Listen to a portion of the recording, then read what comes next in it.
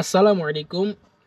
সবাই কেমন আছেন? আশা করি ভালো আছেন। আজকের যে বিষয়টা সেটা হচ্ছে, অনেকে আমি যেহেতু গ্রিসে আছে আমাকে গ্রিস নিয়ে প্রশ্ন করে সবাই যে ভাই গ্রিসে টুরিস্ট ভিসা আসলে বৈধ হতে পারবো কিনা। আমি যেটা আপনাকে শুরুতে বলবো যে গ্রিসের টুরিস্ট ভিসা মানে আপনি সেনজেনের সে যে 27টা কিংবা 28টা দেশ আছে সব দেশের ভিসা পাইছেন। মানে সেনজেনের একটা দেশের ভিসা পাওয়া মানে সব দেশের ভিসা পাওয়া। এখন আপনি যদি গ্রিসের টুরিস্ট ভিসা পান তাহলে গ্রিসে এসে বৈধ হতে পারবেন কিনা। দেখেন আমি এখানে কিছু লিস্ট করছি যে এই দেশগুলোতে আপনি সহজেই ইজিতে বৈধ হতে পারবেন। তবে আমি যদি এক কথায় বলতে চাই যে আপনি কি ট্যুরিস্ট ভিসায় এসে বৈধ হতে পারবেন, আমি বলবো এক কথায় না, এটা ইম্পসিবল। ট্যুরিস্ট ভিসায় এসে অন্য কোনো তে কনভার্ট সহজে করতে পারবেন না। হ্যাঁ, কনভার্ট করতে পারবেন, কিছু দেশ আছে, তবে এর মধ্যে অনেক আপনার কন্ডিশন আছে। তো চলেন শুরু করা যাক কোন দেশে প্রথমে আপনি ট্রাই করতে পারেন। হ্যাঁ, আমি যদি বলি এক নম্বরে যেই দেশটার কথা আপনাকে সাজেস্ট করব সেটা হচ্ছে স্পেন। স্পেন যদি আপনি আসেন তাহলে আপনি বৈধ হওয়ার সবচেয়ে বড় সুযোগ হচ্ছে স্পেনে। স্পেন ক্যাম্প কীভাবে বৈধ হবেন, স্পেনে হচ্ছে আসার পরে ট্যুরিস্ট ভিসা আসার পরে আপনি যে কোনোভাবে স্পেনে যান, ট্যুরিস্ট ভিসায় যান আর যে কোনোভাবে যান। হ্যাঁ, ওয়ার্ক পারমিট ভিসা ছাড়া যে, আর স্পেনে ওয়ার্ক পারমিট ভিসা হয় না, তো ট্যুরিস্ট ভিসা যান আর যেভাবে অবৈধভাবে যান। যাওয়ার পরে আপনাকে একটা বাসা ভাড়া নিতে হবে। আপনাকে একটা অ্যাড্রেস কি করতে হবে, কালেকশন করতে হবে। এই অ্যাড্রেসটা যেদিন নেবেন ওই দিন থেকে আপনি এখানে হচ্ছে কি স্পেনে আপনি একটা বৈধ হওয়ার সার্টিফিকেট পাইলেন। এখানে স্পেনের যে আইনটা সেটা হচ্ছে আরাইগো নামে একটা আইন আছে। মানে হচ্ছে আপনি যদি ওই দেশে 3 বছর স্টে করেন, 3 বছর পরে হচ্ছে আপনি তাদের ওইখানে অ্যাপ্লাই করে বৈধতা নিয়ে যেতে পারবেন। ঠিক আছে, স্পেনে স্পেন হচ্ছে আরাইগোর মাধ্যমে আপনি বৈধ হতে পারবেন। যাওয়ার পর সাথে সাথে আপনাকে একটা বাসা অ্যাড্রেস নিতে হবে। ইভেন আপনাকে একটা কাজের কন্ট্যাক্টও নিতে হবে পরবর্তী সময়ে আস্তে আস্তে করে। তো এই কাজের কন্ট্যাক্ট পেপার এবং কি আপনার বাসার অ্যাড্রেস, এই দুইটা জিনিস দিয়ে আপনি আড়াইগো, অর্থাৎ 2.5 বছর পরে আপনি কাগজ ম্যানেজ করবেন এ টু জেড সব কিছু। দেন হচ্ছে 3 বছর যেদিন আপনার পূরণ হবে ওই দিনে আপনি কাগজ শো করে আপনি কার্ড নিয়ে নিতে পারবেন। এটা হচ্ছে স্পেন। 2 নম্বর আমি যেটা বলবো সেটা হচ্ছে ক্রোয়েশিয়া।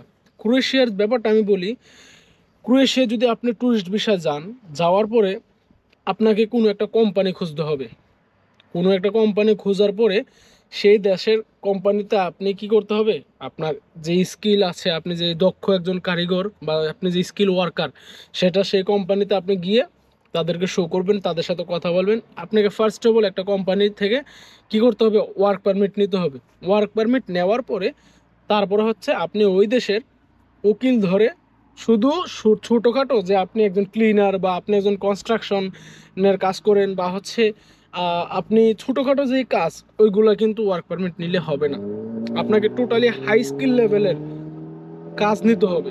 ওই রকম কোম্পানিতে আপনি ওই রকম কোম্পানি থেকে আপনি ওয়ার্ক পারমিট নিয়ে ক্রোয়েশিয়া বৈধ হতে পারবেন। 3 নম্বরে যেটা বলবো সেটা হচ্ছে অস্ট্রিয়া। আপনারা অবশ্যই একটা জিনিস জানেন যে কানাডা পয়েন্ট সিস্টেমের মাধ্যমে, অর্থাৎ আপনার এডুকেশন মানে এডুকেশন যোগ্যতা, তারপর হচ্ছে আপনার ফ্যামিলি মেম্বার্স, আপনার কাজের দক্ষতা, কানাডার যে পয়েন্ট সিস্টেম, অস্ট্রিয়াতে এই পয়েন্ট সিস্টেম আছে। অস্ট্রিয়াতে রেড কোয়েট রেড নামে একটা কি আছে ক্যাম্পেইন আছে, ওই ক্যাম্পেইনের মাধ্যমে আপনি পয়েন্ট সিস্টেমে কি করতে পারবেন, ওই দেশে বৈধ হতে পারবেন। তবে অস্ট্রিয়ার যে ব্যাপারটা সেটা হচ্ছে মানে ট্যুরিস্ট ভিসা আপনি গিয়ে এরকম করতে পারবেন না। আপনাকে বাংলাদেশ থেকেই, আপনি যেই দেশে আছেন স্টে করতেছেন ওই দেশ থেকেই আপনাকে এগুলো ম্যানেজ করে যাইতে হবে। যেমন ওই যে কানাডার যে পয়েন্ট সিস্টেম বললাম, আপনার ফ্যামিলি মেম্বার্স, আপনার এডুকেশন যোগ্যতা, আপনার কাজের অভিজ্ঞতা, ইন টোটাল আপনার যা কিছু আছে এগুলো আসলে পূর্ববর্তী দেশ, অর্থাৎ আপনি যেই দেশে স্টে করতেছেন সেই দেশ থেকে এগুলো ম্যানেজ করে যাইতে হয়। 4 নম্বরে যেটা বলবো সেটা হচ্ছে পোল্যান্ড।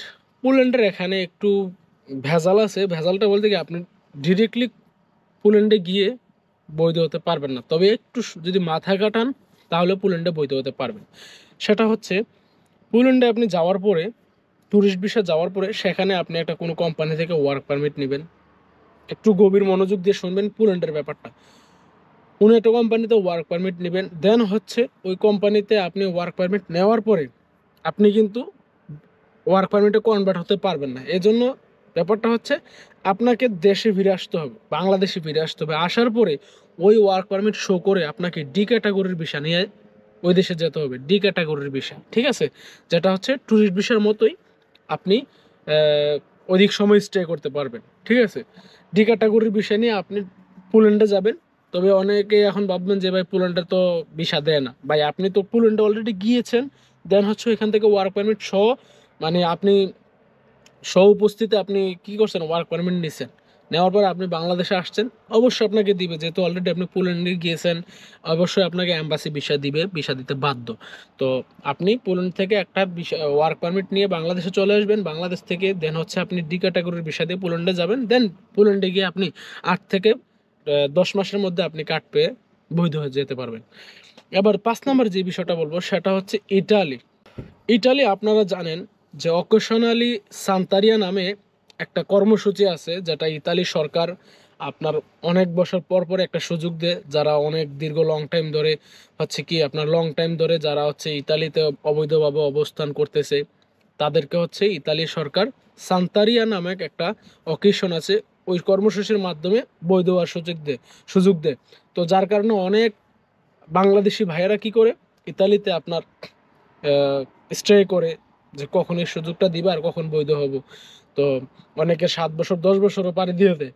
তো এটা একটা রিস্কি। আমি যদি বলি ইতালিতে বা ফ্রান্সে অবস্থান না করে হচ্ছে আপনারা স্পেনে চলে যাবেন। তারপরে 6 নম্বর যে ব্যাপারটা সেটা হচ্ছে ফ্রান্স। ফ্রান্সে আপনি বৈধ হতে পারবেন। তো ফ্রান্সে বৈধ হতে গেলে আপনাকে কি করতে হবে, একটা ট্যালেন্ট কর্মসূচি আছে ইটালিতে, একটা কর্মসূচি আছে ট্যালেন্ট কর্মসূচি, ওই কর্মসূচির মাধ্যমে আপনি হচ্ছে বৈধ হতে পারবেন। তবে ফ্রান্সের এটা খুবই হার্ড আইন, ফ্রান্সে সহজে বৈধ হওয়া যায় না, ভাগ্যের উপর হচ্ছে ছেড়ে দিতে হবে সব কিছু। তারপর আমি লাস্ট যে ব্যাপারটা বলবো সেটা হচ্ছে জার্মান। জার্মানে হচ্ছে আপনি যদি বৈধ হতে যান তাহলে হাইলি ওয়ার্ক সার্চ করতে হবে, আপনি হাইলি স্কিল ওয়ার্কার একজন হইতে হবে। ঠিক আছে, আপনি বড় হাইলি লেভেলের একটা কাজ খুঁজতে হবে, দেন হচ্ছে আপনি ওই কাজের মাধ্যমে উকিল ধরে, হ্যাঁ, বা হচ্ছে কি বলে সলিসিটার বা উকিল ধরে আপনি ওই দেশে বৈধ হতে পারবেন। তো আশা করি আহ, সহজে বুঝতে পারছেন। আমি যদি বলি টোটালি আমার যদি সামারিটা বলি এখন, যে আপনি কোন দেশে সহজে বৈধ হতে পারবেন, আমি বলবো এক কথায় স্পেন। গ্রিসে এরকম কোনো সুযোগ নাই যে গ্রিসে এসে কেউ ট্যুরিস্ট ভিসায় এসে বৈধ হয়েছে। সুতরাং গ্রিস নিয়ে আশা করি আর কখনো প্রশ্ন থাকবে না। তো ভালো থাকবেন। ওমা আলাইনা ইল্লাল বালাদ। আসসালামু আলাইকুম রহমতুল্লাহ।